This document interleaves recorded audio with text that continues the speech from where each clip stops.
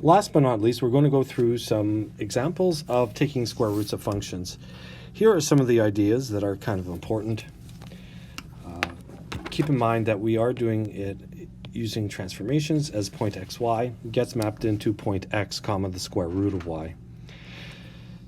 So the first things I would do is I would maybe exclude where my original function, my parent function, is negative, so where I've highlighted here, my function will disappear. Wherever y is 0, I will have a stationary point. Wherever y is 1, I also have a stationary point. And for the remainder of the points, I'm just going to take a look at the y values and take the square root of it. So this looks like 1, 4, this point here, so I'm going to map it into 1, 2. And really, I can go on just by taking the square roots of the y value and using their approximate values. When it comes time to graphing the square root of a function, keep in mind that when the y value is in between 0 and 1, the function is higher than its parent value. And now I'm just going to connect the dots, and there we have the square root of that function. All right, let's go move over to the last example. Now I gave you a parabola. So again, I'm just going to ignore the section of my function where the y's are negative, because when we apply the transformation, xy maps into x square root y, you cannot take the square root of a negative number. However, I'm just going to note the stationary points. I'm going to start off with the stationary points where the y value is 0. Just simply make a dot on my graphs where the y value is 0. The next points that are stationary are where my y value is 1. And again, I have 2 points there. So where the graph I've highlighted in purple, the graph won't exist, simply because my y value is negative. Now I have 2 stationary points.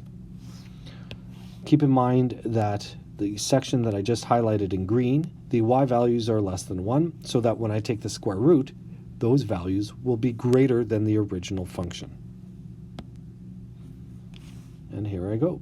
I'm just going to take this point. This point maps into, for the square root of 3, which is approximately 1.7 or so. Same with this point, 0, 1.7. I'm going to maybe take this point, and the square root of 6 is, I'm just going to put it about 2.2 or so, like that.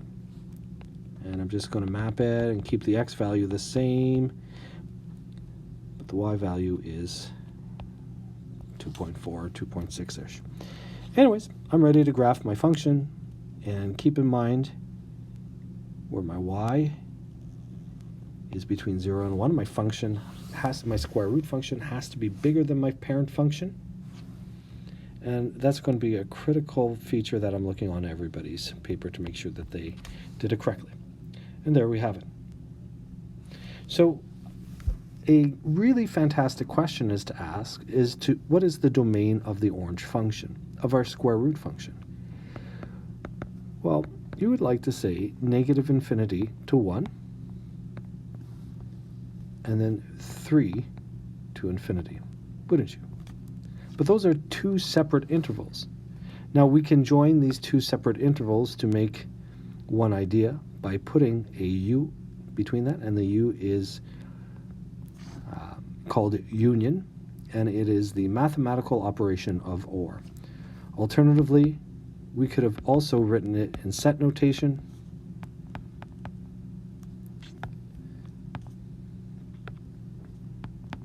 And it starts off very similar to what we have done, but now the rule to get into our set would have to look like this. Looking for all x values less than or equal to 1, or the x values are greater than or equal to 3.